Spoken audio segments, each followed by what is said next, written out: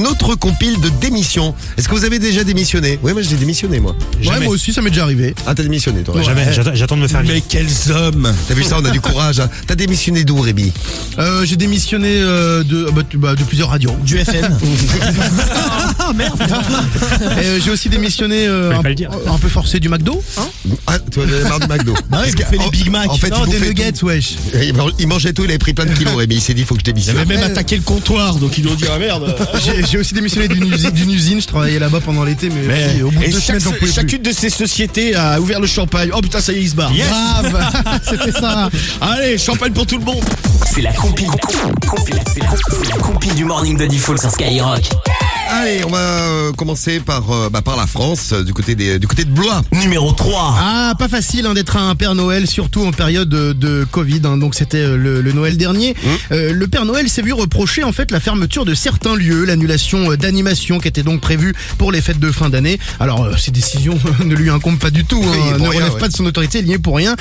Il a dit, je veux bien comprendre qu'avec l'épidémie de Covid c'est compliqué pour les gens, ça les rend agressifs, mais je vois pas pourquoi ils sont méchants avec moi, ils m'agressent même devant les enfants. Il faut dire que plusieurs personnes l'ont insulté et des parents lui ont même dit que c'était une ordure devant les parents. Espèce d'ordure! Il s'est fait engueuler comme du poisson pourri. Bon, il a jeté l'éponge au bout d'une semaine, il a rendu son costume, il s'est barré. Bah, il a bien fait. Il a bien fait. Rendez-vous à Noël prochain, peut-être. Ouais, peut-être. Ou peut-être pas pour lui.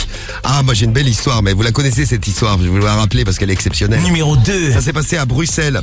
Un député européen hongrois qui a démissionné de toutes ses fonctions. Il était partisan de l'ordre moral, on fait l'amour avec sa femme, etc. Il était ouvertement homophobe, sympathique comme tout, membre d'un parti d'extrême droite, pour rajouter un petit peu de sympathie à tout ça, du parti de Viktor Orban, et il s'est fait choper dans une partouze gay en plein confinement.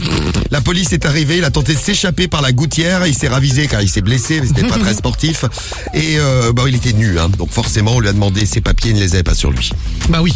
Il aurait pu les mettre dans... Mais bon, a priori, il y avait déjà quelqu'un. Et, comme on dit souvent, c'est celui qui dit qui est, parfois. Eh oui. Voilà, ça s'est passé à Bruxelles. Une belle petite démission qui nous avait bien fait rigoler, celle-ci. Et à la place numéro 1, direction la Suisse. Numéro 1. Ah oui, pas de chance pour ce curé, en fait. Il a fait une petite photo de son zigouigoui, n'est-ce pas? Ah bon? Et il se dit, tiens, je vais l'envoyer à quelqu'un. Sauf qu'il s'est trompé de destinataire. Alors l'histoire ne dit pas à qui il voulait l'envoyer. Ouais. Par contre, on sait à qui il l'a envoyé pour de vrai. À sa secrétaire. La secrétaire qui a reçu le cliché, en fait, était tellement choquée qu'elle a rapporté les faits à la police. Monsieur le curé, le curé, péché mortel. La police a ouvert une enquête et le curé assure qu'il ne s'agit pas de son sexe, bien sûr. Il dit avoir reçu sans rien demander une photo de pénis. Alors après, en voulant l'effacer, il se serait trompé et aurait transféré le cliché à sa secrétaire. Enfin, toute une histoire. Le président du conseil ecclésiastique ne s'est pas fait avoir. Il a été directement mis à pied. Voilà, donc il a même pas eu besoin de démissionner, on l'a foutu dehors. Ah oui, dehors. Ouais. Merci Rémi pour cette petite info sympathique comme tout avec le zizi du curé.